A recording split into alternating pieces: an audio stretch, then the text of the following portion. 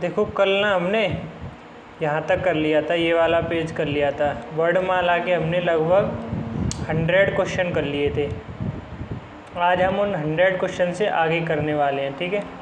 जैसा कि तुम्हें पता ही होगा, जो लोग नए आए हैं उनको बता दूं, हम लोग यूथ कंपटीशन की जो हिंदी वाली बुक है, जनरल हिंदी की, वो बुक यहाँ कंप्लीट करेंगे और इसकी मैं प्लेलिस्ट बना दूंगा, उसी में आपको सारी वीडियो मिल जाएंगी, ठीक है। और जैसा मैंने तुमसे शुरुआत में बोला था कि इसमें 8 वीडियो होंगी, तो इसमें अब 8 वीडियो नहीं होंगी। डेली हम लोग जो है 1-1.5 घंटे की वीडियो डाल दिया करेंगे, तो इस प्रकार से तुम्हारी कम से कम 25 या 30 वीडियो में ये ख़त्म हो जाएगी, ठीक है भाई। और बाकी थंबनेल पे लिखा हुआ है यूपीएसआई, और ये यूपीएसआई के लिए नहीं बल्कि जिस एग्ज़ाम में हिंदी आती है उन सब के लिए है, वो तो लिख दिया है ऐसे ही यूपीएसआई, ठीक है। चलो फिर शुरू करते हैं। क्वेश्चन नंबर 96 से। तो 96 क्वेश्चन क्या कह रहा है? कह रहा है कि दंत्य होना चाहिए, दंत्य वत्स होना चाहिए, अल्प प्राण होना चाहिए और एघोष वर्ड होना चाहिए। एघोष होना चाहिए, दंत्य वत्स होना चाहिए और अल्प प्राण होना चाहिए। तो देखो वत्स जो व्यंजन होते हैं वो ये वाले होते हैं, देखो नसल, नसल, जर, ठीक है, ये होती हैं वत्स ध्वनि। तो ये बात ध्यान रखना, ठीक है। ऑप्शन नंबर डी इसका करेक्ट हो जाएगा। अगला क्वेश्चन है कि ये दे रखे हैं और इनमें से बताना है तालव्य कौन सा है, महाप्राण और घोष वर्ड कितने हैं। सबसे पहले तालव्य, तालव्य का च वर्ग वाले च छ जय जय, छ छ जय जय, च है, ठीक है, जय जय। उसका देखो महाप्राण, महाप्राण कौन कौन से होते हैं? 2 और 4, 2 और 4। तो दूसरे में छ है, इसमें 6 है, ठीक है, ये भी है। उसके बाद घोष, घोष कौन कौन से होते हैं? घोष वर्ड होते हैं तुम्हारे 345। कितने होते हैं? 345, यानी कि 345। तो फिर चौथे में देखो तुम, चौथे में आता है छ जय झ नहीं है, तो वही आंसर हो जाएगा 0 इसका, ठीक है। बढ़िया क्वेश्चन था, एकदम करोगे अच्छे से तभी हो पाएगा। अगला क्वेश्चन देखो, नीचे एक्सप्लेनेशन ने पहले ही बता दिया है वो, ठीक है, पढ़ लेना। कह रहा है मूर्धन्य ह्रस्व स्वर का उदाहरण कौन सा है? ह्रस्व स्वर होना चाहिए मूर्धन्य में, मूर्धन्य में ट वर्ग आता है। ट वर्ग में देख लो क्या क्या है, ठीक है। अच्छा ट वर्ग भी छोड़ो, ट वर्ग में नहीं मिलेगा तुम्हें ये। ट वर्ग के अलावा जो तुम्हारे स्वर वो होते हैं वर्ण, जैसे कौन से? ऋषि, ऋषि, ये भी तो मूर्धा में आते हैं, ऋषि, ऋषि और रारत, ठीक है, ये। तो ऑप्शन नंबर ए तुम्हारा यहाँ करेक्ट हो जाएगा। चलो नेक्स्ट देखो आगे कौन सा है। 6 ध्वनि का उच्चारण स्थान कौन सा है? 6 ध्वनि च छ जय झ, छ छ, तालव्य, ठीक है, कौन सा है? तालव्य। दंत्य वाला तुम जानती हो, ल और श पोस्ट में आ जाता है। अच्छा प वर्ग, हाँ प वर्ग तो वही है ना, ठीक है। और उसके बाद देखो वत्स, वत्स मैंने बताई थी ध्वनियाँ न र ल श, इसमें एक और रह गया नसल जर से याद रखना, न स ल ज र, जा और रह गया इसमें जा, ठीक है, जा। है तालव्य नहीं है, तालव्य नहीं है, कौन सा है बताओ? तालु से नहीं, छ वर्ग वाला, छ छ जय झ अइया, छ छ जय झ अइया, ये वाला डी वाला ऑप्शन, क्योंकि ई यश में ये आ जाता है, ठीक है। तो ये वाला ऑप्शन सही हो जाएगा, डी। ये नहीं है कहते, इसको सोच लो, ऑप्शन नंबर ए नहीं है, ठीक है। अरे कहाँ आ गया आगे? च वर्ग में महाप्राण व्यंजन कितने हैं? महाप्राण व्यंजन वर्ग कितने हैं? तो महाप्राण होते कौन से भैया? महाप्राण होते हैं तुम्हारे 2 और 4। 2 और 4 में कितने? 2 ही होंगे भाई। अबे एक तो दूसरी लाइन में मिल जाएगी, चौथी में एक ही तो मिलेगा, ठीक। नेक्स्ट 102, इनमें से कौन सा वर्ण एघोष है? कोई होता है घोष, एक होता है एघोष। एघोष 12, एघोष 12 यानी पहले और दूसरे में आना चाहिए। तो पहला वर्ग और दूसरा वर्ग, तो देख लो झ छ जय झ, चौथे में आ रहा है, नहीं हो सकता। उसके बाद देखो छ आ रहा है, पहले में हो सकता है, ठीक है। एघोष भी होना चाहिए, महाप्राण भी होना चाहिए। महाप्राण कितने होते हैं? 2 और 4, यानी कि दूसरे में मिलना चाहिए, 2 ही तो कॉमन मिल रहा है। तो छ पहले में, छ नहीं हो सकता। फिर तय पहले में नहीं हो सकता। कैक है दूसरे में महाप्राण भी और ये क्या है, अघोष भी है। तो इतनी बात ध्यान रखना, ठीक है। चलो नेक्स्ट कह रहा है क वर्ग में घोष व्यंजन वर्ड कितने हैं। क में घोष निकालने हैं। तो क में घोष होते हैं तुम्हारे भैया 345 तीन हो जाएंगे तुम्हारे, सीधी सीधी बात है। बी ऑप्शन, इसमें भी कोई पूछने वाली बात है क्या। आगे देखो, मूर्धन्य होना चाहिए, अल्प प्राण होना चाहिए। तो मूर्धा ट वर्ग वाले आते हैं मूर्धा में। अच्छा, अल्प प्राण कौन कौन से होते हैं। अल्प प्राण होते हैं तुम्हारे 135। अब देख लो ट वर्ग में भी हो और 135 में भी हो, कौन सा ऑप्शन दिख रहा है। देखो ये दिख रहा है मुझे, ये 5वें में मिल जाएगा, ठीक है। ये है तालु वाला, ये गलत हो जाएगा। ये है ओष्ट वाला, ये भी गलत हो जाएगा। और ये कौन सा है, डे वाला, तैत है डेड है, टैट है डेड है, टैट है डेड है, ता वर्ग में चला जाएगा ये, ठीक है। तो ऑप्शन नंबर बी इसका करेक्ट हो जाएगा। Option number B is your correct answer. समझिए बच्चों। चलो ऑप्शन नंबर बी। नेक्स्ट, इनमें से कौन सा व्यंजन संयुक्त व्यंजन का उदाहरण है। संयुक्त व्यंजन 4 होते हैं, तो मैं बता दिया कौन कौन से, ये रहे। अच्छा, ये मिलके किस किस से बनते हैं ये भी ध्यान रखना तुम। जैसे ये क्या और शय से मिलके बनता है, तय और रे से, जय और अय्या से, रे शय और रे से। अच्छा, इनमें एक और बात ध्यान रखना, जैसे ये है छः मिलके बना है कै और शय से।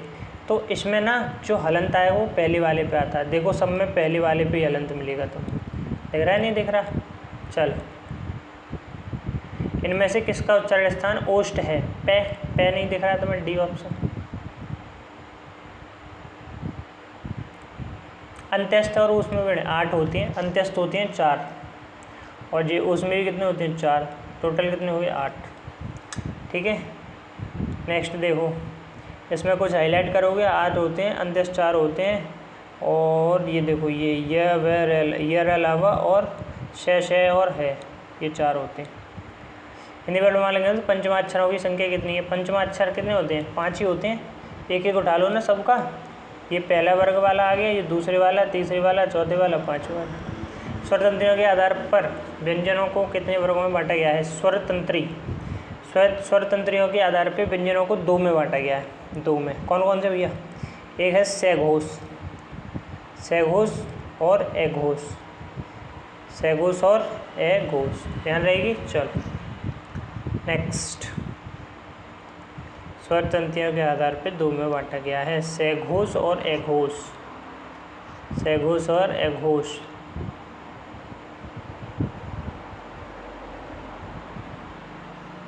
प्रत्येक वर्ग का प्रथम और द्वितीय वर्ण किस प्रकार के हैं।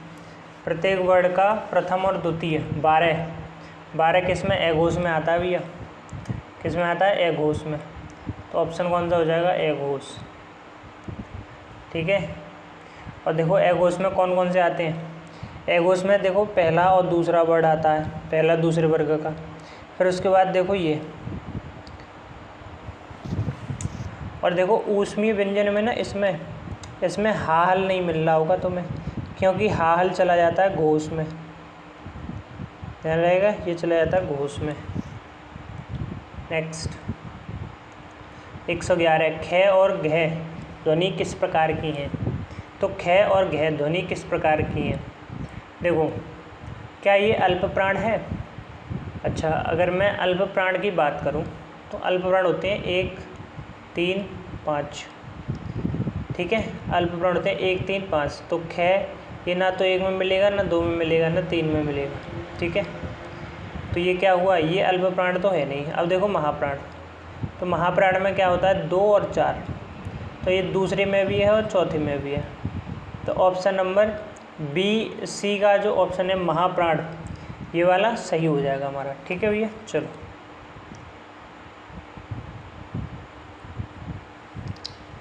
दी गई तालिका में अशुद्ध मेल बताइए भैया। कह रहा है, क्या कह रहा है, कनिष्क सहायक भर्ती 2023 में पूछा गया है। ये वर्ड दे रखे हैं डे और के और ध और छ। कह रहा है कि जो डे है ना, ये क्या सघोष है, अल्प प्राण है, या मूर्धा है, इसमें अशुद्ध बताना है। तो ये तो मुझे बिल्कुल करेक्ट दिख रहा है। जो कै है एघोष भी है, एघोष 12 बिल्कुल है। अल्प प्राण भी है 1 3 5 बिल्कुल है। कंठ भी है बिल्कुल सही। अरे धा, अच्छा धा क्या है? धा तुम्हारा, धा किस में आता है? धा तुम्हारा सैघोष में पहुंच जाएगा। अल्प प्राण धै, धै होस्ट, ओष्ट नहीं है भैया, ये ओष्ट नहीं है, दंत है ये, दंत। ठीक है, दंत ध्यान रहेगा। ऑप्शन नंबर सी हो जाएगा तुम्हारा। एक से अधिक वर्णों के मेल को क्या कहते हैं? एक से अधिक वर्णों के मेल को अक्षर कहा जाता है। और स्वरों की सहायता से बोले जाते हैं वो व्यंजन होते हैं। स्वर स्वतंत्र होते हैं। अनुस्वार, अनुस्वार ये होता है, बिंदी जो लग जाती है। ठीक है, चलो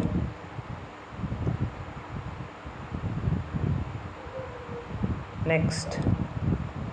ऊष्म कौन सा नहीं है? सीधे सीधे दिख रहा है ऑप्शन नंबर जी। इनमें से एक और कौन सा बचा? हा हल। ये चारों मिला के होते हैं ऊष्म। ऐसे ये दे रखा है इसने। निम्न में कंठ ध्वनि कौन सी है? कंठ से जो बोली जाती है, कैख है, गैग है। ठीक है, ये ओष्ठ ध्वनियाँ हैं, ये अंत्यस्थ हैं, ये तालव्य हैं। नेक्स्ट देखो, निम्नलिखित में से एक कंठ ध्वनि है। निम्नलिखित में से एक कंठ ध्वनि है, कौन सी है कंठ ध्वनि? कैख है, गे। ऑप्शन नंबर ए गे हो जाएगी। ठीक है, यह का उच्चारण स्थान कौन सा है? तालु से ही तो है यह का उच्चारण स्थान। हिंदी की तालव्य ध्वनियाँ कौन सी है? चे छे जय जय, चे छे जय जय। Option number A. देखो कितने एग्जाम में पूछा गया है, समझ रहे हो। नेक्स्ट, किस व्यंजन का उच्चारण स्थान तालव्य से है? चे छे जय जय, बी ऑप्शन। ठीक है, बाकी अब तो ये रिपीटेड है सारे। ठीक है, इसमें से एक ध्यान रखना, ये वाला लास्ट वाला जो बहुत पूछा जाता है अभी, और इसको गलत भी करते हैं। इसको नहीं पता है वो तो गलती करिएगा। ठीक, नेक्स्ट, निम्नलिखित में से कौन सा वर्ड दंत्य नहीं है? दंत्य कौन सा नहीं है? ये नहीं है तुम्हारा दंत्य। दंतव्य में देख लो, यही तो नहीं आता। बाकी ये देखो सारे दंतव्य में आते हैं। तय थे दे धे। टे वर्ग का उच्चारण स्थान टे मूर्धा, मूर्धा से होता है। ठीक है, भाई ये पढ़ लेना नीचे, बहुत बार रिपीट हो चुके हैं, अब तो ऊब गए हैं इनसे। और ये शासटकोट का उच्चारण स्थान क्या है? तो ये मूर्धा है, मूर्धा। ठीक है, मूर्धा है। बाकी देखो कंठव्य ये रहे तुम्हारे, तालु वाले ये रहे सारे मूर्धा, और ये तुम्हारे हो गए किसके? दंत वाले। ढ वर्ग का उच्चारण स्थान कौन सा है? ढ वर्ग का, ट वर्ग का चौथा स्थान है इसका। ट वर्ग का चौथा स्थान। में से दंत्य ध्वनि है। दंत्य ध्वनि, दंत्य, दंत्य दांत से बोली जानी ध्वनि। कंठव्य, तालव्य, मूर्धा और दंतव्य। कै चट त, त वर्ग वाले। त थे दे दे, कै नहीं है। अच्छा तय है, तय, बी ऑप्शन। ठीक है, सी ऑप्शन ठीक है इसका। ले और से मूर्धा है भैया, मूर्धा किस स्थान से होता है? नहीं, ले और से दंतव्य, दंत, बी ऑप्शन हो जाएगा तुम्हारा सही। बाकी ये तुम्हारे ये देखो, ये फिर से दंत और ओष्ठ, बार बार मैं हाईलाइट कर रहा हूँ इसको। ये देखो कंठ और तालु से बोले जाते हैं। ये मैंने कल बता भी दिया था कैसे बने हैं इनको, क्यों बोलते हैं। उच्चारण स्थान की दृष्टि से कौन सा विकल्प शुद्ध है? शुद्ध विकल्प कौन सा है? से क्या है? ये दंत्य है। बाकी ये वाला से मूर्धा नहीं है, ये जाएगा तुम्हारा तालु में। च जाएगा तालु में, और से जाएगा किस में? ऋषि, मूर्धा में। और ये दांत और जीभ के स्पर्श से बोले जाने वाले वर्ड को क्या कहते हैं? दांत और जीभ दोनों के स्पर्श से तो दंत्य बोले जाते हैं। अच्छा दंत्य वर्ड, दंत्य। ठीक है, दंत्य कौन से होते हैं? ये रहे दांत और जीभ के स्पर्श से। ये और ध्यान रखना, जो दंत्य होते हैं दांत और जीभ के स्पर्श से बोले जाने वाले शब्द होते हैं। ठीक है, और ये दंतोष्ट वाला फिर बता दिया, देखो वह, अब तो याद हो गया होगा ये। मूर्धा, पै फै वै भै क्या है? ओष्ठ है ये। ओष्ठ, ओष्ठ कहाँ गया? ओष्ठ। आगे देखो, इनमें में से कौन सा वर्ड अंत्यस्थ नहीं है? ये वाला, बी ऑप्शन। अंत्यस्थ तुम्हें याद है। हिंदी वर्णमाला की बै ध्वनि कौन सी है? बै, बै ओष्ठ वाली है। बै, बै बोल के देख लो, ओष्ठ वाली है। निम्न में से कौन एक ओष्ठ ध्वनि है? ओष्ठ ध्वनि कौन सी है? भै बोल के भी देख सकते हो, ओष्ठ ध्वनि है भै। ठीक है, और इनमें से कौन सा वर्ण स्पर्श व्यंजन नहीं है? स्पर्श व्यंजन नहीं है, च है, क है, ट है, ये नहीं है। ये कौन सा अंत्यस्थ है? निम्न में अरे यार, निम्न में से संयुक्त व्यंजन कौन सा है? जरा देख लो, संयुक्त व्यंजन कौन सा नहीं है, तो ये नहीं है, ये खत्म। इसलिए कहते हैं क्वेश्चन को ढंग से पढ़ना है। निम्न में से अंत्यस्थ व्यंजन कौन सा है? तो ये र ल व ये रहा, ठीक है, अंत्यस्थ तो हो ही गया तुम्हारा। ऊष्म व्यंजन कौन सा है? ये राशि ऑप्शन। और स्पर्श हो ही गए, अंत्यस्थ हो ही गए, संयुक्त व्यंजन ये रहे, ये पढ़ लेना। ऊष्म वर्ण कौन सा है? ये रहा बी ऑप्शन। ऊष्म व्यंजन श है, श है। निम्न में से संयुक्त व्यंजन कौन सा है? संयुक्त व्यंजन नहीं दिख रहा तुम्हें, बी ऑप्शन। अब देखो जल्दी इसलिए करा रहा हूँ क्योंकि बहुत पढ़ लिया हमने, पीछे से बहुत स्लो करते आ रहे थे। इसमें एक चीज़ ध्यान रखना, द्विगुण व्यंजन कौन कौन से होते हैं? एक तो देखो ढ होता है और एक ढ होता है। ढ और ढ ये द्विगुण होते हैं, द्वैत व्यंजन भी कहते हैं इसको, ध्यान रहेगी। चल, दो व्यंजन एक साथ मिलते हैं तो क्या कहलाते हैं? दो व्यंजन एक साथ मिलते हैं संयुक्त व्यंजन कहलाते हैं साहब। इसमें भी कोई पूछने वाली बात है क्या? और ये रहे तुम्हारे संयुक्त व्यंजन।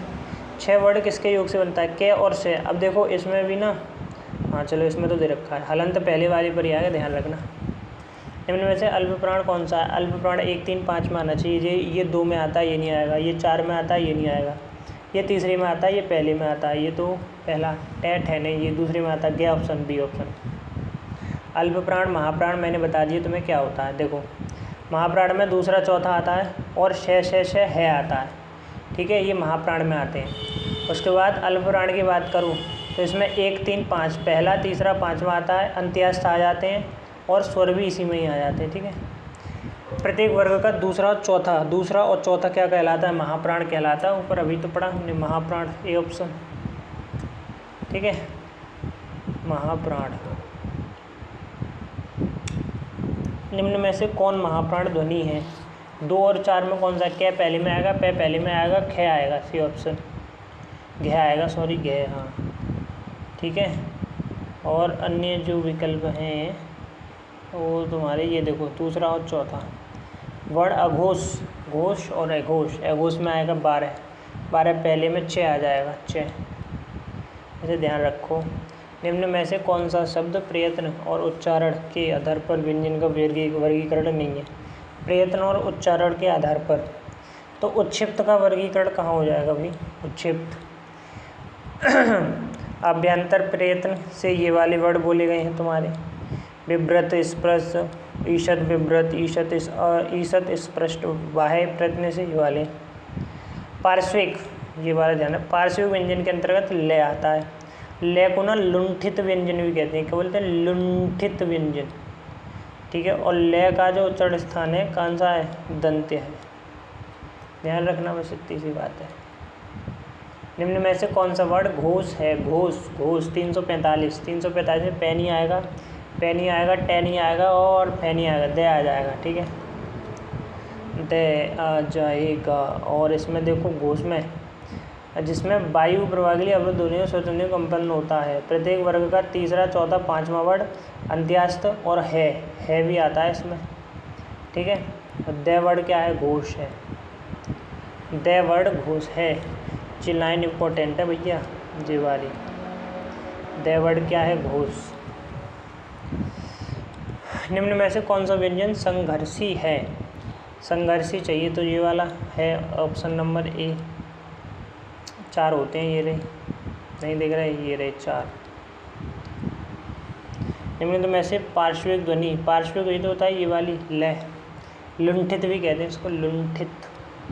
वर्णमाला में स्पर्श व्यंजन होते हैं 25। ये भी कई पूछने वाली बात है कब हुआ। 150 स्पर्श व्यंजन के उदाहरण कौन कौन से हैं? तै, थे, दे, ध, ये रहे स्पर्श। ये उदाहरण तो ये तुम्हारे हो गए संयुक्त, तो ये अंत्यस्थ हो गए, ये उसमें हो गए।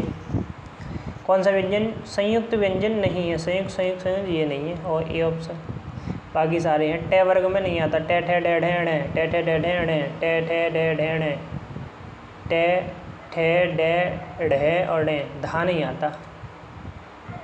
शब्दकोश में शब्द क्रम संबंधी प्रश्न, हाँ ये बहुत इंपॉर्टेंट है। देखो छः का क्रम जो है के बाद आता है।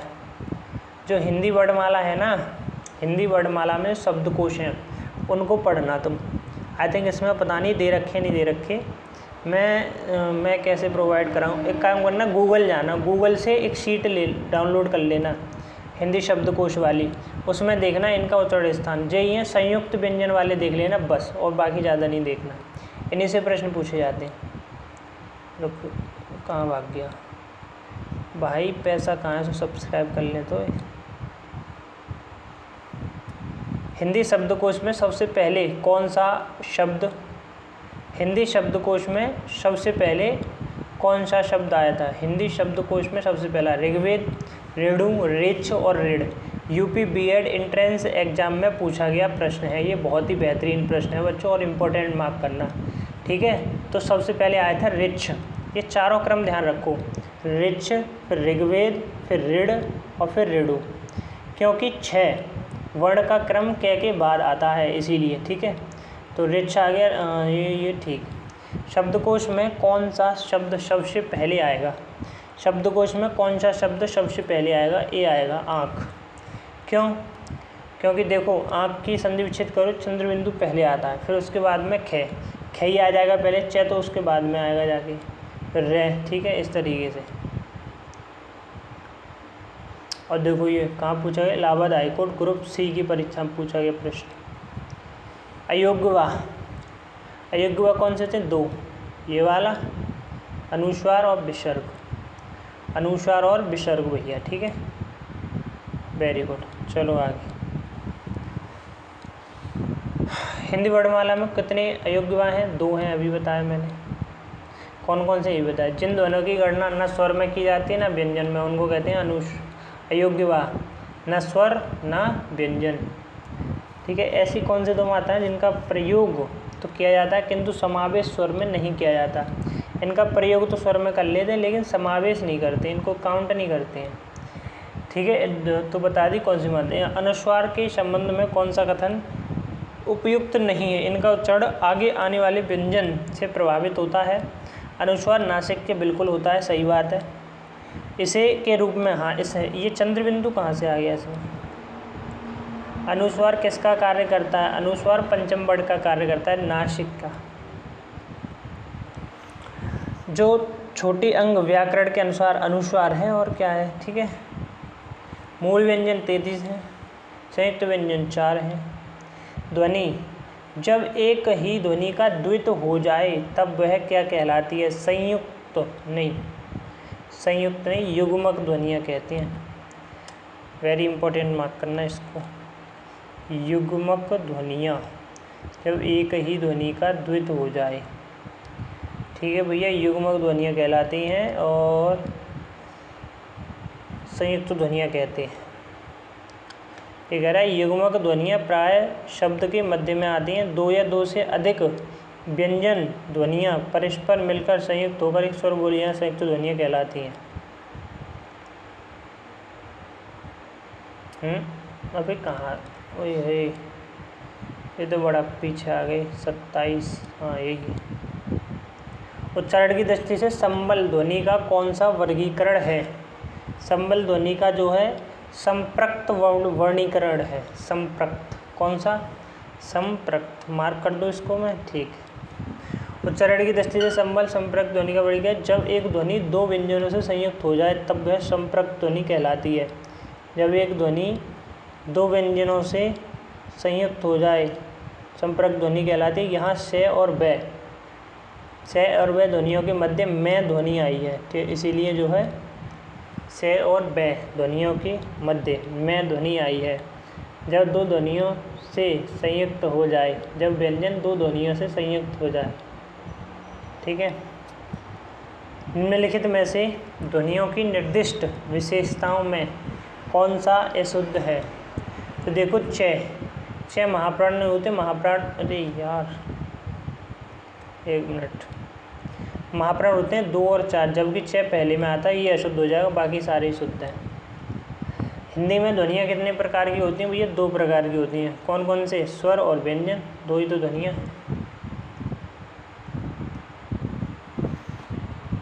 इनमें से कौन सी देवनागरी लिपि की ध्वनि नहीं है? देवनागरी लिपि की ध्वनि मूर्धा दंतोष्य शब्द तो पढ़ते हैं हम, ग्रीवा कहीं पढ़ा है तुमने? नहीं पढ़ा ना, ठीक है। तो ऑप्शन नंबर ए ठीक है। वर्ण संबंधी अन्य महत्वपूर्ण प्रश्न, कक्षा शब्द का शुद्ध रूप क्या है? कक्षा, कक्षा जब छा को तोड़ोगे ना तो ये कै और शे में टूटेगा, तो यहाँ पे हलंत लग जाएगा, ए हलंत ऐसे, कक्षा, समझे बाबू। चलो, निम्नलिखित में से नासिक कौन सा है? नासिक, नासिक के जो एंड में आता है पंचमाक्षर भी बोलते हैं उसको, नासिक ही है। रे व्यंजन नहीं है, किसमें नहीं है रे? देखो इसमें ऋषि वाला रे है, बाकी इसमें रे है, इसमें रे है, इसमें रे है। डी वाली में कौन सा रे है? ऋषि, ऋषि है, रे नहीं है उसमें, ठीक है। जिन शब्दों के अंत में ए आता है उन्हें क्या कहते हैं? अकारांत, डी ऑप्शन। वे का उच्चारण, देखो आ गया प्रश्न ही आ गया, अब इसको गलत नहीं है, दंतोष्ठ, वे का उच्चारण स्थान। इनमें में से कौन सा कथन अशुद्ध है? दो महाप्राण व्यंजनों का उच्चारण एक साथ हो सकता है? कैसे, कैसे हो जाएगा ये बताओगे? दो महाप्राण व्यंजन एक साथ उच्चारण कैसे हो जाएगा? हिंदी में ज्ञा का जो है परंपरा से भिन्न हो गया है, 6 संयुक्त व्यंजन है, ठीक है। विसर्ग जो है कंठित वर्ण है, कंठ से बोला जाता है विसर्ग, ये भी ठीक है, हाँ पहले में ही तो आता। तो ऑप्शन नंबर ए, ये वाला अशुद्ध है। निम्नलिखित में से कौन सा उत्तर सही है? सही उत्तर बताना। अनुस्वार पूर्ण अनुनासिक ध्वनि है, वर्ग का पंचम अनुनासिक होता है, वर्ग का पंचमाक्षर अनुनासिक होता है, कौन सा उत्तर सही है? मुझे बच्चों को ऑप्शन नंबर बी लग रहा है, क्योंकि अनुनासिक होते हैं जो नाक और मुंह दोनों से बोले जाते हैं, तो ये 5वां ही अक्षर होता है, ठीक है। अच्छा, और एक कूट भी दे रखे हैं ना, नीचे कूट भी दे रखे हैं। अनुनासिक के उच्चारण के दौरान नाक से बहुत कम सांस निकलती, अनुनासिक के उच्चारण के दौरान नाक से बहुत कम सांस निकलती है, मुंह से ज़्यादा, हाँ दोनों से निकलती है लेकिन नाक से कम। ऊपर वाला कह रहा है अनुस्वार पूर्ण अनुनासिक ध्वनि है, अनुस्वार जो है पूर्ण अनुनासिक ध्वनि है, तो ये अनुनासिक ध्वनि तो है अनुस्वार, तो ऑप्शन नंबर बी हो जाएगा, सॉरी फॉर द मिस्टेक। निम्न में से अनुनासिक वर्ण कौन सा है? अनुनासिक वर्ण देख लो, नाक से भी आनी चाहिए आवाज़, सी ऑप्शन। द्रग का वर्ण विच्छेद क्या होगा, ये करना है। तो देखो भैया, द्रग में सबसे पहले देखो, अगर किसी के नीचे ये नहीं लग जाए, ये मिला हुआ, तो समझ जाना ये कैसे, ये मैंने लिख दिया ग्रह, ग्रह लिख दिया ऐसे, तो ये लग रहा है, तो इसका मतलब ये ऋषि की मात्रा चढ़ी हुई, तो ये टूटेगा गे के नीचे हलंत और प्लस ऋषि, ऐसे टूटेगा ये, ठीक है। तो दे के नीचे हलंत प्लस ऋषि और प्लस गे के नीचे हलंत और ए ऑप्शन में टूट जाएगा। उद्यान का शुद्ध रूप क्या है? उद्यान, उ धन आधा दे के नीचे हलंत, देखो दे ऐसे, और ये दे के नीचे हलंत प्लस उद्यान, ये आएगा, ठीक है। ये के बाद ए आएगा बड़ा आ, और ने आएगा, और ने से ए अलग हो जाएगा, सी ऑप्शन ठीक है, ऑप्शन नंबर सी। काकल्य वर्ड कौन सा है? वेरी इंपॉर्टेंट है काकल्य वर्ड, UPSSC वन रक्षक में पूछा है काकल्य वर्ड। रे का विवरण क्या है? नस्ल जर, बत्स ध्वनि है, बिल्कुल है। क्या लुंठित है? लुंठित भैया लुंठित है, बिल्कुल है। अच्छा, पार्श्विक ध्वनि कौन सी? ले बताई थी मैंने। लुंठित क्यों कहते हैं रे को? क्योंकि रे ऐसी रे की आवाज़ निकलती है, सैगोचल प्रण, ए ऑप्शन ठीक है इसका। वश्य ध्वनि कौन सी होती है? दांत और मसूड़े के मिलने का स्थान, दांत और मसूड़े के मिलने का स्थान वत्स यानी दंत मूल को वत्स कहते हैं, इस स्थान से विशेष ध्वनि उच्चारित होती हैं। चलिए आगे, कौन कौन सी भैया? जैसे ये ले देखो, नस्ल और जर, नस्ल और जर, ये जो वत्स ध्वनि होती है, और दांत और मसूड़े जहाँ मिलते हैं वो वाला स्थान है। लुंठित, लुंठित या प्रकंपित भी कहते हैं इसको, लुंठित, रा को लुंठित या प्रकंपन के कारण प्रकंपित भी कहते हैं। सहघोष तुम जानते हो, अल्प प्राण बहुत पढ़ चुके हैं। अर्धस्वर दो होते हैं, ध्यान रखना, ये और वे, ये और वे, ये दो होते हैं अर्धस्वर, ठीक है। ये दो होते हैं क्या भैया, अर्धस्वर होते हैं ये, बात समझ गए। चल, स्पर्श व्यंजन हो, कंठ ध्वनि हो, अघोष हो और महाप्राण हो, तो ऐसा मुझे केवल ऑप्शन नंबर सी दिख रहा है, ठीक है। बाकी महाप्राण, स्पर्श, स्पर्श सब पढ़ ले तुमने। अब ये लास्ट पेज चल रहा है आपकी वर्णमाला का। लिखित भाषा में मूल ध्वनियों के लिए जो चिन्ह मान लिए गए हैं, जिस रूप में ये लिखे जाते हैं उसे क्या कहते हैं, उसको कहते हैं लिपि। जो मूल ध्वनियों के लिए चिन्ह माने गए हैं उसको क्या कहते हैं, लिपि। क्या कहते हैं, लिपि। और हमारी कौन सी लिपि है, देवनागरी लिपि है। वर्णमाला का कौन सा अक्षर पुल्लिंग नहीं है, तो ये केवल दो अक्षर हैं जो स्त्रीलिंग है, पुल्लिंग नहीं होते। इसके अतिरिक्त एक ऋषि भी है। तो ये तीन वर्ड ध्यान रखना, छोटी ई, बड़ी ई और ऋषि, ये तीनों कैसे हैं, स्त्रीलिंग हैं, बाकी सब पुल्लिंग। निम्नलिखित में से कौन से शब्द में ऋषि की मात्रा का उपयोग हुआ है। मैंने बोला ऋषि की मात्रा गुंटीदार आएगी, नीचे लगी हुई ऐसे, तो ऐसी मात्रा केवल मुझे किस में दिख रही है, ऑप्शन नंबर डी में दिख रही है। अब जरा इसको तोड़, क्या हो गया भाई, एक मिनट, इसको अभी सेट कर लो। अब ठीक है। अब जरा इसको तोड़ने के विचार में आओ। अबे हट। अब जरा इसे तोड़ने की कोशिश करोगे तो देखो वह अलग हो जाएगा, यहाँ से वह अलग होगा और वह पे ही है ऋषि। जब स्वर अलग होता है तो हलंत नीचे लग जाता है, तो ऋषि यहाँ से अलग होगा। ऋषि के बाद जो आधा सा षटकोण बना है वो अलग होगा हलंत के साथ, प्लस टे अलग होगा, टे से स्वर अलग होगा, ई तो हलंत आ जाएगा नीचे। तो ये हो जाएगा ऑप्शन नंबर डी तुम्हारा बिल्कुल करेक्ट है, और इसका ये ऐसे टूटेगा, ठीक है। चलो आगे देखो, आगे क्या है, ऑप्शन नंबर डी। निम्न में से कौन सा स्वर नहीं है, ले ये भी कोई पूछने वाली बात है? जिस व्यंजन ध्वनि के उच्चारण के समय स्वर तंत्र में कंपन होता है उसको कहते हैं प्रकंपित, और उच्चारण के स्थान पे ध्वनियों के वर्गीकरण में उसका स्थान क्या है, रे का स्थान किसमें है, इसमें मूर्धा में होता है। मूर्धा में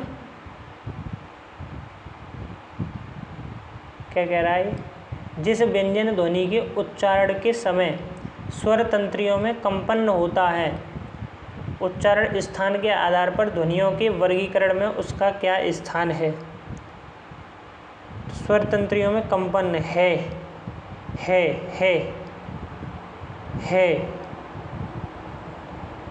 कंपन हो रहा है क्या, मुझे तो डाउट लग रहा है यार। ये तो बता रहा है कि है, इसको देख लेना।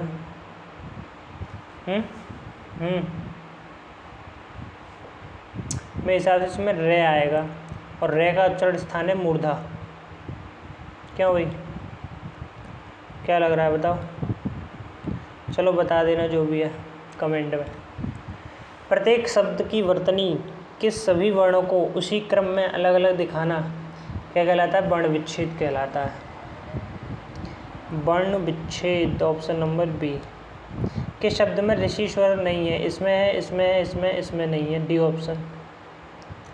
जीवा की नोक जब ऊपर के दांत की पंक्ति के सामने वाले दांत के ऊपरी हिस्से के संपर्क में आकर वायु प्रवाह को अवरुद्ध बनाती है तो ऐसा उच्चारण स्थान क्या होता है। ये मशहूरों वाली बात करा है बच्च ध्वनियों की, नसल जर, नसल और जर। ए ध्वनि का समावेश कहाँ से हुआ है, अंग्रेजी से, अंग्रेजी से इसका समावेश हुआ है। ओ को, अच्छा एक और बात बताऊँ, ओ को ना आगत स्वर भी बोलते हैं, इसको बोलते हैं आगत स्वर, और ये लिया कहाँ से गया है, अंग्रेजी से, आगत स्वर। मेरा राइटिंग बहुत खतरनाक है, पता नहीं इस पर ही नहीं आ रहा, थोड़ी सी स्क्रीन भी तो छोटी है। हाँ भाई, अब आ जाओ विराम चिन्ह। विराम चिन्ह पे आ जाए। विराम चिन्ह भाई कहाँ से कहाँ तक है ज़रा देख लें। विराम चिन्ह, अभी तो विराम चिन्ह चल रहे हैं 30 से लेकर के 40, 10 पेज और पढ़ने अभी हमको, फिर विराम चिन्ह के बाद एंड करेंगे। ठीक है, वीडियो कितनी देर की होगी भैया?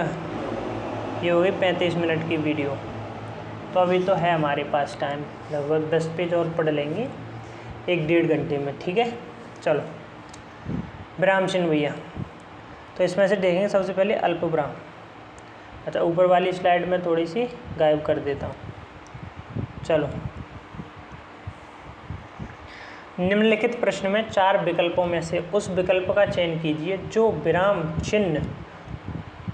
चिन्ह युक्त वाक्य का सही विकल्प है, यानी कि जिसमें उपयुक्त विराम चिन्ह का यूज हुआ हो। कह रहा है सुख दुख, बिल्कुल सुख दुख के बीच में ये चिन्ह आएगा। सुख दुख उतार चढ़ाव, जो उतार चढ़ाव तो जीवन में आती रहती हैं। सुख दुख उतार चढ़ाव, सुख दुख बोलने के बारे में थोड़ा सा रोकोगे, और जहाँ रोकोगे वहाँ विराम चिन्ह आता है। यहाँ विराम नहीं है, या वो जहाँ रोकोगे थोड़े समय के लिए तो वहाँ अल्प विराम आता है, और दोनों ऑप्शन में अल्प विराम है ही नहीं। अब देखो उतार चढ़ाव अपोजिट है ना दोनों, उतार चढ़ाव तो अपोजिट के लिए ये वाला चिन्ह आता है योजक। ठीक है, तो ऑप्शन नंबर डी इसका करेक्ट हो जाएगा। निम्नलिखित प्रश्न में 4 विकल्पों में से उस विकल्प का चयन करें जो विराम चिन्ह युक्त वाक्य का सही विकल्प है, यानी कि सबसे सही विकल्प कौन से वाक्य में है। कह रहा है काम वाली रोज आती है, और ये जो है के बाद चिन्ह लगा है ना भैया, है के बाद जो चिन्ह लगा है इसको बोलते हैं अर्धविराम, अर्धविराम, और चली जाती है। तो क्या ये सही है? नहीं, यहाँ पे होना चाहिए मेरे हिसाब से अल्प विराम। तो अल्प विराम देख लो, ऑप्शन नंबर सी में दिख रहा है मुझे। आगे देखो, दिए गए वाक्यों में विराम चिन्ह का चयन कीजिए। अनिल घर आया था, अनिल घर आया, थोड़ी देर रुका और चला गया। तो मेरे हिसाब से इसमें जो है अनिल घर आया, थोड़ी देर रुका और चला गया, इसमें जो है सी विराम चिन्ह, अल्प विराम चिन्ह का उपयोग होना चाहिए इसमें। ठीक है, यहाँ पे देखो इसका शुद्ध रूप भी ये लिखा हुआ है। निम्नलिखित में प्रश्न में 4 विकल्प दिए गए हैं, उस विकल्प का चयन करें जो विराम चिन्ह युक्त वाक्य का सही विकल्प होगा। विराम चिन्ह युक्त वाक्य का सही विकल्प होगा। मेरी सहेली के पास बहुत से नए, ठीक है, ये तो ठीक है, नए खिलौने, रुक गए थोड़ा, कपड़े और जूते हैं। बिल्कुल सही है, कोई एरर नहीं है। दिए गए वाक्य में उपयुक्त विराम चिन्ह का चयन कीजिए। दिए गए वाक्य में उपयुक्त विराम चिन्ह का चयन कीजिए। दिए गए वाक्य में उपयुक्त विराम चिन्ह का चयन करो। सुनील ज़रा इधर आना, तो कॉमा ही लगाओगे इसमें, कॉमा का मतलब अल्प विराम। अब देखो, ये होता है विस्मय या आश्चर्य वाला चिन्ह, इसको बोलते हैं अपूर्ण विराम या विवरण चिन्ह भी बोलते हैं। इसको अल्प विराम बोलते हैं, इसको अर्धविराम बोलते हैं, ध्यान रखना। दिए गए वाक्य में उपयुक्त विराम चिन्ह का चयन करो। सवेरा हुआ, चिड़ियाँ चहचहाने लगी। सवेरा हुआ, थोड़ा सा रुकोगे तो डी ऑप्शन। दिए गए वाक्य में उपयुक्त विराम चिन्ह का चयन कीजिए।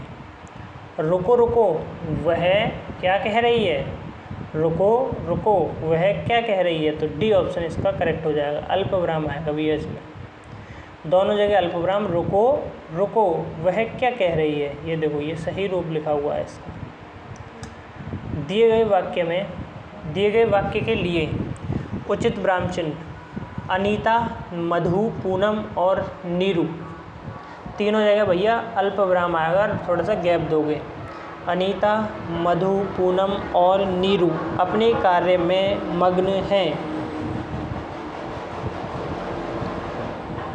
भाई साहब आवाज़ आ रही होगी ना वाहनों की, मुझे पता है, लेकिन अब क्या ही कर सकते हैं, थोड़ा सा तो मैनेज करना पड़ेगा। आगे देखो, रामू जो बड़ा खिलाड़ी है, कल उसकी टांग टूट गई, और ये पता नहीं कहाँ का प्रश्न आया है।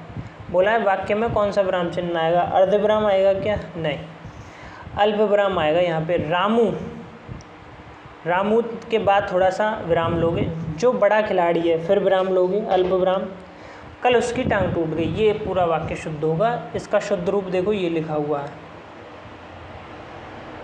ठीक है भैया। चलो, समानाधिकरण शब्दों के मध्य में किस विराम चिन्ह का प्रयोग किया जाता है? समानाधिकरण यानी कि समान अधिकार रखने वाले, तो वहाँ हम अल्प विराम का यूज़ करते हैं। लाघव चिन्ह होता है भैया जब किसी को हम शॉर्ट फॉर्म में लिखते हैं, तो जो जीरो लगा देते हैं, लाघव चिन्ह यही होता है। अर्धविराम, अर्धविराम का साइन कुछ ऐसा होता है, ऊपर होता है बिंदी और नीचे कॉमा, ठीक है, तो ये होता है अर्धविराम का साइन। विवरण, विवरण का चिन्ह ऐसे होता है, अबे चल ऐसे विवरण का चिन्ह, ठीक है। और ये क्या हो जाता है वे, आगे देखो, अल्प विराम का प्रयोग इनमें से कहाँ किया जाता है? वाक्य के अंत में, वाक्य के शुरू में, वाक्य के मध्य में, जहाँ पे बहुत कम ठहराव हो, यानी कि रुकने की जगह कम हो। अब देखो, पूर्ण विराम ये होता है, अर्ध विराम ये होता है, प्रश्नवाचक, विस्मयबोधक, योजक चिन्ह और उद्धरण। उद्धरण का मतलब इन्वर्टेड जो कॉमा होते हैं नहीं, वही। विराम चिन्ह की दृष्टि से कौन सा वाक्य अशुद्ध है? नहीं, कल मैं तुम्हारे घर नहीं आऊँगा, यहाँ विराम होना चाहिए था, जो कि अशुद्ध है, तो नहीं के बाद आएगा अल्प विराम, ठीक है भैया, बिल्कुल बात ठीक है तुम्हारी। देखो, नहीं के बाद अल्प विराम। उसने कहा, उसने मुझसे कहा, यहाँ आएगा अल्प विराम, उसके बाद इन्वर्टेड कॉमा लगेगा, सी ऑप्शन इसका ठीक है। हिंदी में अल्प विराम का चिन्ह कौन सा है? आप सब जानते हैं, कॉमा को ही हम अल्प विराम कहते हैं। चलिए आगे देखिए,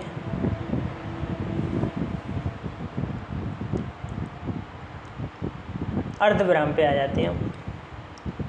निम्नलिखित प्रश्न में 4 विकल्पों में से उस विकल्प का चयन करें जो विराम चिन्ह युक्त वाक्य का सही विकल्प हो। राम ऑफिस से सीधे घर पहुंचा नहीं, ये तो गलत हो गया भाई, पहुंचा के बाद थोड़ा विराम आना चाहिए था, यहाँ विराम चिन्ह। राम ऑफिस से सीधे घर पहुंचा, हाथ धोकर खाना खाया, फिर खेलकर सो गया। ऑप्शन नंबर बी इसका सही आंसर हो जाएगा। आगे देखिए, अर्धविराम चिन्ह कहाँ लगाते हैं? जहाँ अल्पविराम की अपेक्षा थोड़ा अधिक रुकना पड़े। ध्यान रखना, अर्धविराम वहाँ लगाते हैं जहाँ पे अल्पविराम की अपेक्षा थोड़ा ज़्यादा रुकना पड़े, वहाँ हम अल्पविराम लगा देते हैं। अल्पविराम का साइन तुम जानते ही हो, सॉरी अर्धविराम का, कोष्टक में दिए गए चिन्ह, ये क्या है? अर्धविराम है भैया, डी ऑप्शन। आगे देख लो, उद्धरण, उद्धरण का चिन्ह ये होता है, ठीक है, या तो सिंगल कॉमा दे देगा या इन्वर्टेड कॉमा दे देगा। अल्पविराम जानते हो, निर्देशक चिन्ह वही विवरण वाला होता है, कोई दिक्कत नहीं है। कई सप्ताह से वर्षा होती जा रही है, अर्थात फसल नष्ट होकर रहेगी। तो अब देखो, यहाँ पे होती जा रही है, यहाँ पे थोड़ा सा रुकना पड़ेगा तुम्हें, यहाँ लगेगा अर्धविराम। ऑप्शन नंबर डी, जहाँ विराम से थोड़ा ज़्यादा समय लगे वहाँ अर्धविराम। मोहन बेंगलोर चला गया, आप बेफिक्र रहिए, या आप बेफिक्र रहें, ऑप्शन नंबर सी लगाओगे यहाँ अर्धविराम। जहाँ पर विराम की अपेक्षा, अल्पविराम की अपेक्षा थोड़ा अधिक रुकना पड़े वहाँ अर्धविराम। मिश्रित तथा संयुक्त वाक्यों में विरोध का भाव प्रकट करने के लिए किस विराम चिन्ह का उपयोग किया जाता है? तो मिश्रित और संयुक्त वाक्यों में विरोध का भाव प्रकट हो तो वहाँ पे अर्धविराम का यूज़ करते हैं। जब दो शब्दों के बीच में वक्ता अल्पविराम से अधिक ठहराव ले, इनमें से किस वाक्य में अर्धविराम का उपयोग हुआ है? तो अर्धविराम देख लो भैया, कहाँ है? ये रहा ऑप्शन नंबर सी।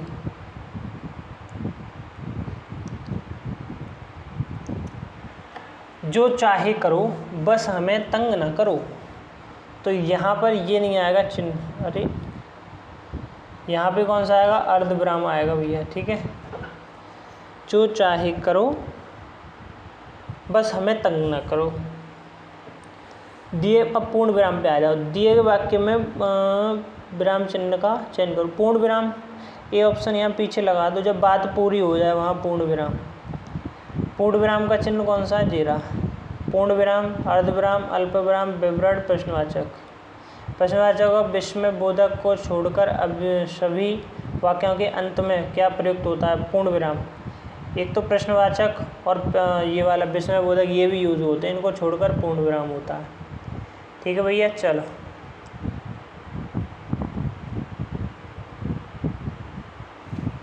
पूर्ण विराम के स्थान पर एक अन्य चिन्ह भी प्रचलित है। पूर्ण विराम के स्थान पर कौन सा चिन्ह प्रचलित है? Full stop. हिंदी में नहीं, इंग्लिश में नहीं कहते फुल स्टॉप। मुझे बाहर जाना है, मुझे बाहर जाना है, पूर्ण विराम का यूज। राम अयोध्या के राजा थे, पूर्ण विराम का यूज। प्रश्नवाचक भैया सब जानते हैं, ये रहा ऑप्शन नंबर डी।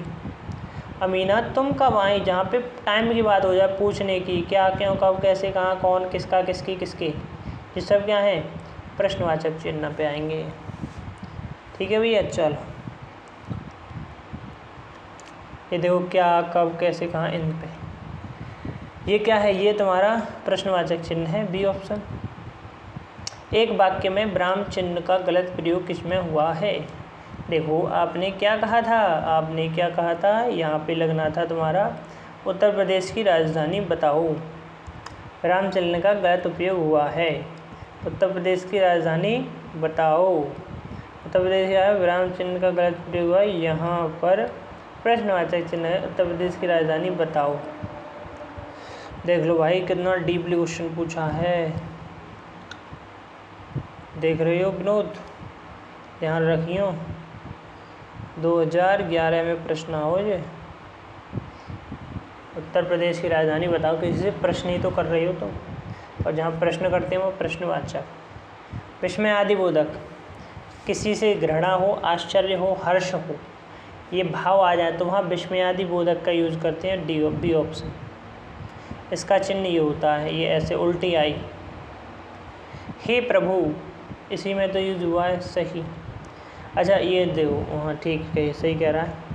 तो राम राम, तो मेरे हिसाब से ऑप्शन नंबर सी इसका करेक्ट हो जाएगा। ठीक है। अच्छा, ए वाले में क्या एरर निकाल दी हुई हमने? हे प्रभु मुझे शक्ति दो। हे प्रभु, हे प्रभु, राम राम, उसने ये कहा। अच्छा ठीक ठीक भैया, यहाँ पे देखो तुम, यहाँ पे आश्चर्य की बात हो रही है। राम राम, उसने ये क्या कर दिया, सी ऑप्शन।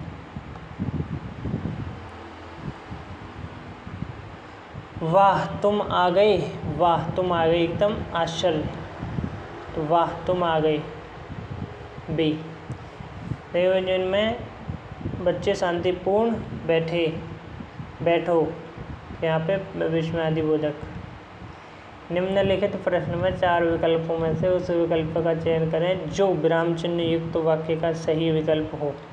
आ, यह पीड़ा और सहन नहीं होती, दुख की भावना प्रकट हो रही है। विस्मय आदि बोधक चिन्ह कौन सा है बालक? बी। पूर्ण विराम, अर्धविराम, अल्पविराम, निर्देशक, अवतरण, उद्धरण, उपविराम। उपविराम या फिर इसको बोलते हैं हम अपूर्ण विराम। अभी कहाँ आ गया? अरे चल आ गए, अरे तुम आ गए, ये ऑप्शन। तुम्हें पाकर कितना आनंद आ रहा है, यहाँ पे लगाओ विस्मय आदि बोधक। आह, तो इसमें आनंद की अनुभूति हो रही है। जहाँ पे भी हर्ष हो, विषाद, विस्मय, घृणा, आश्चर्य, करुणा, भय। किस वाक्य में विराम चिन्ह का प्रयोग नहीं है, उचित प्रयोग नहीं है? सुनो सुनो, वह गा रही है, प्रिय महाशय मैं आपका आभारी हूँ और मैं मनुष्य में मानवता देखना चाहती हूँ, उसे देवता बनाने की मेरी इच्छा नहीं। सही है। वह दूर से, बहुत दूर से आ रही है। सुनो सुनो, वह गा रही है, प्रिय महाशय मैं आपका आभारी हूँ। तो ये वाला ऑप्शन इनकरेक्ट हो जाएगा। यहाँ महाशय के बाद में आएगा तुम्हारा विस्मय बोधक।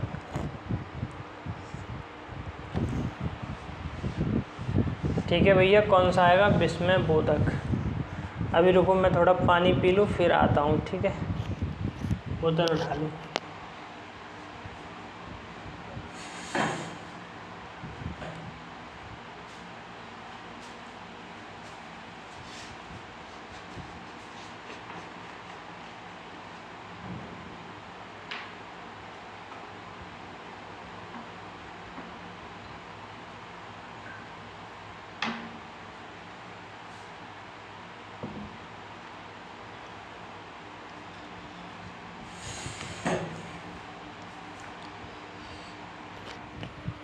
चलो भैया क्वेश्चन नंबर 42 पे आ गए।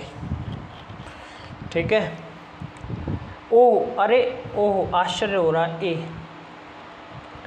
ए ऑप्शन बिल्कुल ठीक। ठीक है। अरे यहाँ भी आश्चर्य हो रहा है। ए ऑप्शन बिल्कुल ठीक है। बाकी जो मैंने हाईलाइट कर रखे हैं ना उनको ही पढ़ लेना, रिपीट कर लेना, वो ही आ जाएंगे। बाकी तो तुम इजी हैं, सब कर लोगे। मनोविकार सूचक शब्दों, वाक्यांश तथा वाक्यों के अंत में किस चिन्ह का प्रयोग होता है? विस्मयबोधक। देखो मनोविकार, ये इनके वर्ड पकड़ो। मनोविकार सूचक शब्दों, वाक्यांशों और वाक्यों के अंत में विस्मयबोधक चिन्ह का यूज किया जाता है। हे भगवान, विस्मयबोधक चिन्ह। हे भगवान। विराम चिन्ह के प्रयोग की दृष्टि से अशुद्ध वाक्य कौन सा है? वह तुम्हारे क्या कहना, तुम्हारे क्या कहने, नहीं, तुम्हारा क्या कहना, तुम्हारे क्या कहने, बहुत ऊपर तक जाओगी, बहुत ऊपर तक जाओगी। तो यहाँ पे भी क्या लगेगा? कहने के बाद में भी क्या लगेगा? कहने के बाद में भी लगेगा विस्मय, विस्मयादिबोधक। आ जाओ विवरण पे। आना जाना, आना जाना तो योजक चिन्ह लग जाएगा इसमें। ये ऑप्शन योजक, प्रश्नवाचक, अर्धविराम, पूर्ण विराम, सब जानते हो। 4 विकल्प दिए गए हैं, सही विकल्प बताना कौन सा है। वर्णों के आधार पर संधि के 3 भेद होते हैं, स्वर संधि, व्यंजन संधि, विसर्ग संधि। वर्णों के आधार पर संधि के 3 भेद होते हैं, स्वर, व्यंजन और विसर्ग संधि। दोनों में अंतर क्या है?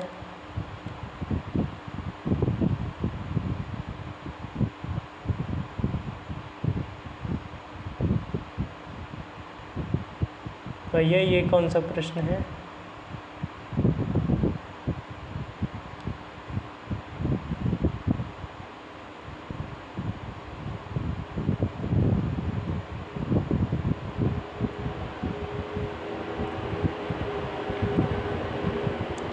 ओह अच्छा, सुनो, देखो तुम्हें लग रहा होगा ये बिल्कुल सेम है, लेकिन नहीं, सेम नहीं है ये।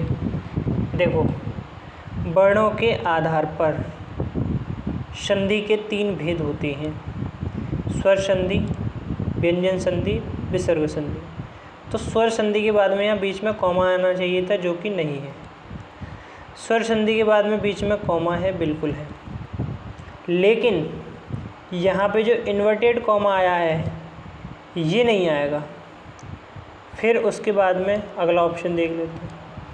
वर्णों के आधार पर संधि के 3 भेद होते हैं, स्वर संधि, व्यंजन संधि और विसर्ग संधि। वर्णों के आधार पर संधि के 3 भेद होते हैं। अब देखो, होते हैं के बाद में यानी क्या नहीं लगाया? विवरण नहीं लगाया, विवरण। ठीक है, विवरण चिन्ह। बात आई समझ में? नहीं आई तो कौन सा ऑप्शन? डी ऑप्शन सही हो जाएगा, बिल्कुल। बहुत बढ़िया क्वेश्चन भाई साहब। वो चल,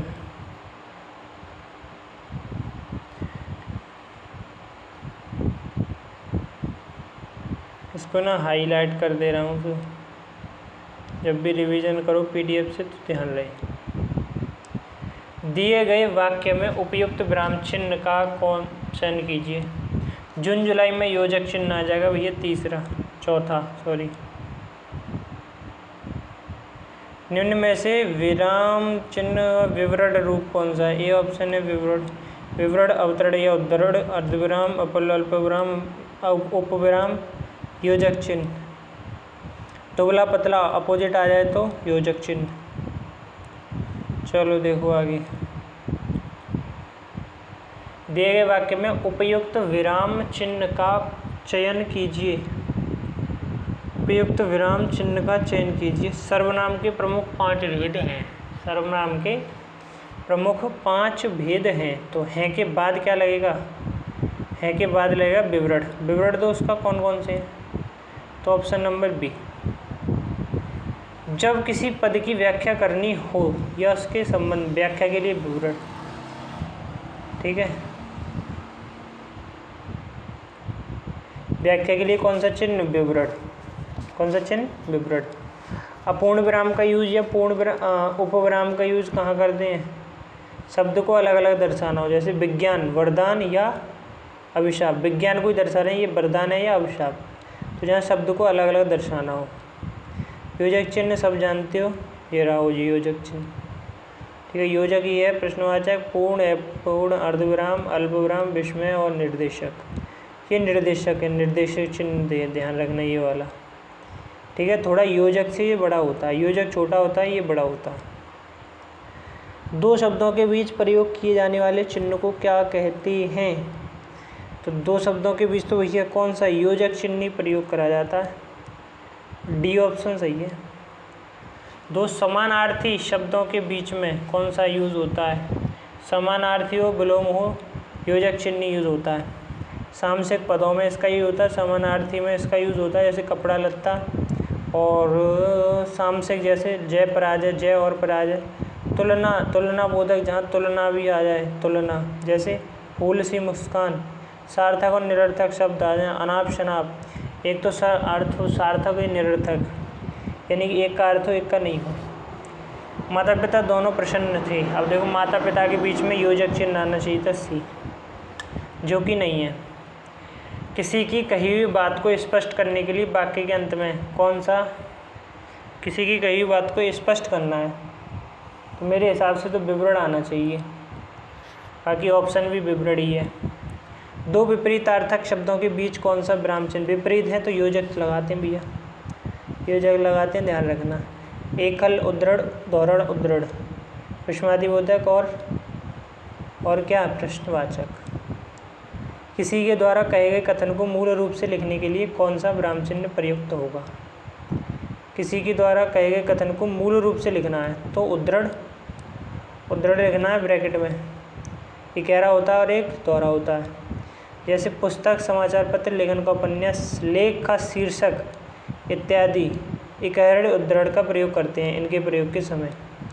तो इनको मैं हाईलाइट कर दे हाईलाइट कर दे रहा हूँ, तो इनको पढ़ लेना, ठीक है।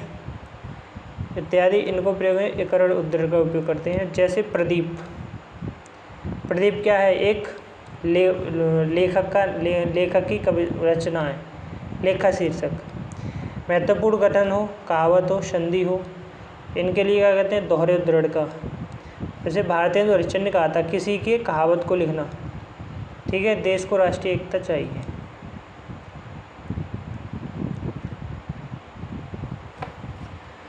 दिए गए वाक्य में उपयुक्त विराम चिन्ह का चयन कीजिए। चलो चलते हैं, मैंने कहा, तो इसमें उपयुक्त विराम चिन्ह बताओ ये कौन सा आएगा। तो इसमें कोई कही हुई बात है, क्या कहा मैंने कहा चलो चलते हैं, तो चलो चलते हैं को विराम उद्धरण चिन्ह में बंद कर दिया जाएगा। ऑप्शन नंबर बी आपका इसमें करेक्ट हो जाएगा, ठीक है। तो बी। नेक्स्ट, किसी अक्षर या शब्द पर विशेष बल देने के लिए चिन्ह का प्रयोग किया जाता है। इकहरण उद्धरण किसी अक्षर या शब्द पर विशेष बल यानी कि स्पेशल फोकस देने के लिए, ठीक है भैया। चलो, नेताजी ने कहा था तुम मुझे खून दो मैं तुम्हें आज़ादी दूंगा। कौन सा चिन्ह लगा भैया? उद्धरण लगा है। ऑप्शन नंबर सी इसमें करेक्ट हो जाए। किसी के द्वारा कहा गया वाक्य, किसी के द्वारा कहा गया वाक्य किस में आता है? वो उद्धरण में ही आता है, ठीक है। विराम चिन्ह की दृष्टि से कौन सा वाक्य शुद्ध है? तो शुद्ध विराम चिन्ह देख लो किस में लगा हुआ है। तो इसमें देखो सभी एक साथ चिल्ला उठे हम भी चलेंगे। तो जो वाक्य कहा गया सभी के द्वारा उसको ब्रैकेट में बंद कर लो।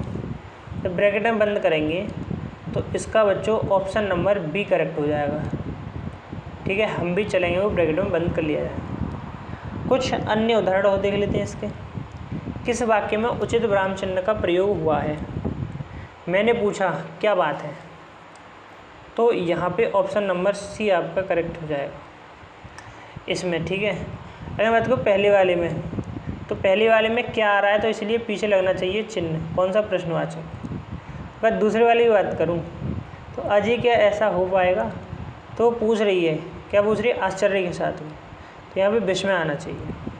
ओह कितनी गर्मी है, ओफ कितनी गर्मी है, गर्मी को ऐसे नहीं लिखते, गर्मी को लिखते हैं गर्मी ऐसे, ठीक है।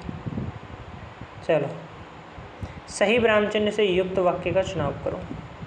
सुनो सुनो वह गा रही है। सही विराम चिन्ह का राम लक्ष्मण, ये तो बिल्कुल कतई गलत है। गोबर गणेश, गोबर गणेश, राम नरेश, गोबर गणेश हैं। सही विराम चिन्ह से युक्त वाक्य का चयन कीजिए। अच्छा, राम लक्ष्मण शत्रुघ्न, क्या आप हरिद्वार से आ रहे हैं? तो क्या आ गया ना, पीछे क्या आना चाहिए, और यहाँ पे क्या आना चाहिए, यहाँ पे आना चाहिए विराम चिन्ह। विराम तो है ही नहीं, ऑप्शन नंबर ए हो जाएगा करेक्ट। हंसपद होता है ऐसा, देखो डी ऑप्शन। जैसे मुझे आज जाना है, तो तुमने कानपुर छूट गया, तो कानपुर छूट गया तो वहाँ पे ऐसे करके ऊपर लिख दो कानपुर, इसका मतलब छूटे हुए पद को लिखने के लिए, समझे भैया। चलो, अब ये लास्ट पेज है तुम्हारे विराम चिन्हों का। दिए गए वाक्य में, अच्छा, निरंतर लगातार व्यायाम करते रहने से देह स्वस्थ रहता है। लगातार निरंतर लगातार व्यायाम करने से निरंतर लगातार, देखो दोनों ना एक दूसरे के समान अर्थ दे रहे हैं। तो यहाँ पे पहला वर्ड किया उसने निरंतर, और निरंतर का मतलब बहुत से लोगों को नहीं पता, इसलिए ब्रैकेट में लिख दिया लगातार। तो यहाँ पे कौन सा यूज होगा, ब्रैकेट वाला, यानी कोष्टक, ठीक है। कोष्टक कहाँ है, ऑप्शन नंबर सी। निम्नलिखित प्रश्न में 4 विकल्प हैं, उस पर विचार करिए। विराम चिन्ह युक्त वाक्य का सही विकल्प है। इतने में दूर से आवाज़ आई, ठहरो ठहरो मैं इतने कुछ नहीं कहूँगा। आई के बाद लगना चाहिए विराम, गलत। आई के बाद लगना चाहिए विराम, गलत। आई के बाद लगना चाहिए, सॉरी हाँ, आई के बाद अल्प विराम, तो अल्प विराम लगे, ये गलत। अल्प विराम लगना चाहिए, ये गलत। इन दोनों में से एक सही है। अब देखो कौन सा सही है। अब ठहरो ठहरो, मैंने बोला समान अर्थ दें या फिर विपरीत अर्थ दें, तो वहाँ पे लगाते हैं हम योजक चिन्ह, लेकिन यहाँ पे ठहरो ठहरो थोड़ा सा रुका है, रुकने के लिए अल्प विराम, डी ऑप्शन। 70। इसके बाद अभी एक और है, लो 40 है। क्वेश्चन तो बहुत सारे हैं, इसमें बताना सही विकल्प कौन सा है। अध्यापक चिल्लाते हुए, तो ये ब्रैकेट में लिखेंगे अध्यापक के रिएक्शन को, ठीक है, और जो उन्होंने बोला उनको इन्वर्टेड कॉमा में, बी ऑप्शन। दिए वाक्य में उपयुक्त विराम चिन्ह का चयन कीजिए। क्या प्रधानाचार्य, अब देखो यहाँ पे क्या आएगा, प्रश्नवाचक, क्योंकि क्या आया है पहले, ठीक है। तो कौन सा आएगा भैया, प्रश्नवाचक। तो और भी पूछा था क्या, तो ये जो है पूरी वाक्य इन्वर्टेड कॉमा में आ जाएगी, डी ऑप्शन। दिए गए वाक्य में शुद्ध विराम चिन्ह का चयन करो। हम आकाश का वर्णन करते हैं के बाद आंशिक कॉमा, कॉमा ऑप्शन वाला ए दिख रहा है मुझे, और कोई नहीं, ऑप्शन नंबर ए। दिए गए वाक्य में उपयुक्त विराम चिन्ह का चयन कीजिए। आज एमए परीक्षा के नतीजे आए हैं, तो आज एमए परीक्षा के नतीजे आए हैं, तो एमए को ऐसे लिखा जाता है, नहीं लिखा जाता, अतः यहाँ वो लगा जाता है लाघव नहीं है तो पॉइंट से काम चल जाएगा, बी ऑप्शन ठीक है। फिलहाल ये बढ़िया क्वेश्चन है, इसको ना मार्क करो यहाँ पे, इसको जब रिवीजन करो तब पढ़ना। अब इसमें से बताना सही विकल्प कौन सा है। संत ने कहा, विद्या पूर्ण करने के बाद तुमने गुरु दक्षिणा देनी चाहिए थी, तब मैंने कहा था फिर कभी ले लूँगा। यहाँ अल्प विराम ही नहीं है। कहा, संत ने कहा, कहा के बाद कॉमा, फिर जो कही गई बात है उसको इन्वर्टेड कॉमा में, कहा के बाद कॉमा, कई बार इन्वर्टेड कॉमा में घोषणा देनी चाहिए थी के बाद अल्प विराम, ऑप्शन नंबर सी सही है। उपविराम को ही अपूर्ण विराम भी कहते हैं, तो उपविराम को अपूर्ण विराम कहेंगे तो ए ऑप्शन ठीक हो जाएगा। कामता प्रसाद के अनुसार विरामों को किस भाषा से लिया गया है? अंग्रेजी भाषा से लिया गया है भैया। और हिंदी भाषा में विराम चिन्हों की संख्या बताई गई है 20। कितने? 20। उचित विराम चिन्ह का प्रयोग कहाँ हुआ है?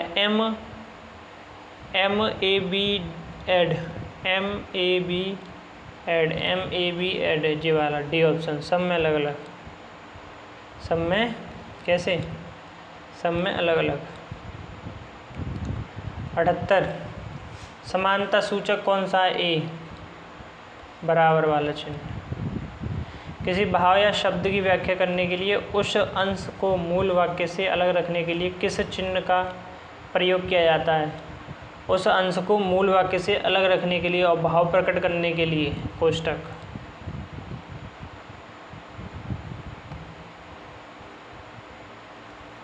ठीक है, विराम चिन्ह कितने हैं? ये रहा 20। किसी कठिन शब्द को स्पष्ट करने के लिए विराम चिन्ह कोष्टक, निर्देशक, उपविराम, विवरण। उपविराम को मार्क कर लो एक बार। उपविराम और एक और बार लिख लो, इसी उपविराम को कहते हैं अपूर्ण।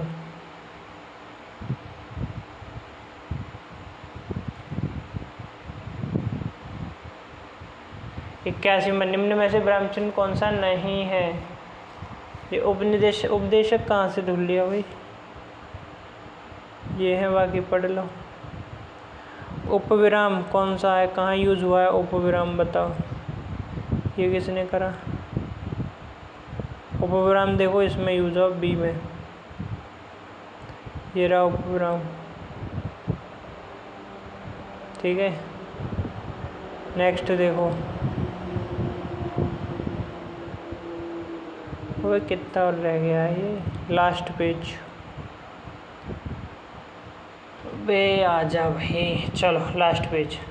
यहाँ पे रेखांकित चिन्ह कौन सा है? तो यहाँ पे देखो कौन सा है रेखांकित चिन्ह? लोप सूचक। कौन सा है ये? लोप सूचक। Option number A. Option number A है ये लोप सूचक। किसी पद, उपवाक्य आदि की विशेषता दिखाने के लिए शब्द के नीचे एक लाइन खींची जाती है, उसको क्या बोलते हैं? उसको अधोरेखा बोलते हैं। अधोरेखा, लाइन नीचे खींची हुई लाइन अधोरेखा। किस वाक्य में प्रश्न चिन्ह अपेक्षित है? प्रश्न चिन्ह किस में आ सकता है? जहाँ पे प्रश्नवाचक क्या बोलते हैं, क्वेश्चन वर्ड आ जाए जहाँ पे। ठीक है,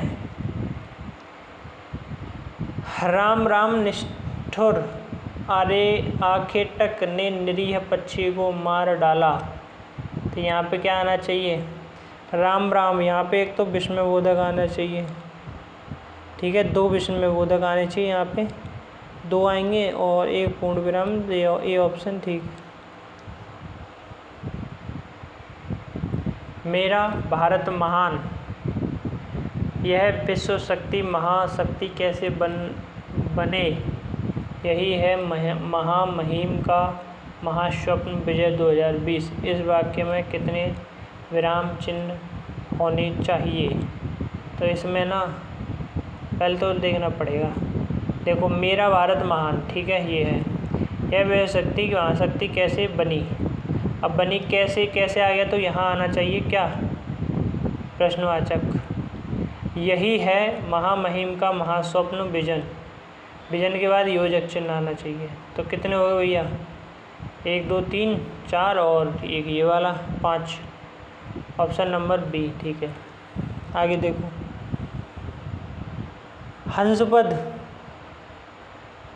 दे दिया, ये लिखने में अच्छा छूटने का संकेत। हंसपद पूर्ण, अल्पविराम, योजक, प्रश्नवाचक, विस्मय, अर्धविराम, विवरण, लोप या वर्जक। ठीक है, और संक्षेप या लाघव। बस हो गया, रहने दीजिए। यहाँ पे क्या आएगा? हो गया के बाद अल्पविराम, रहने दीजिए के बाद पूर्ण विराम। सी और ए ऑप्शन करेक्ट हो जाएगा। लास्ट क्वेश्चन है भाई, साकेत एक महाकाव्य है में 2 विराम चिन्हों का यूज हुआ है, कौन कौन से? पूर्ण है और उद्धृढ़ है, डी ऑप्शन। ठीक है, अब आगे बर्तनी शुद्धि पे, तो ये वाला टॉपिक हम कल करेंगे। ठीक है, कल ये वाला टॉपिक करेंगे, और आज के लिए इतना ही बहुत है। चैनल को सब्सक्राइब कर लेना यार, थोड़ी बहुत सपोर्ट कर दिया करो, नया चैनल है, एक आधी सब्सक्राइबर होगा मुश्किल से। ठीक है, आप भी लोग करोगे और कौन करेगा, तुम नहीं करोगे तो कौन करेगा, साथी हमारा कौन बनेगा, तुम ना बनोगे तो कौन बनेगा।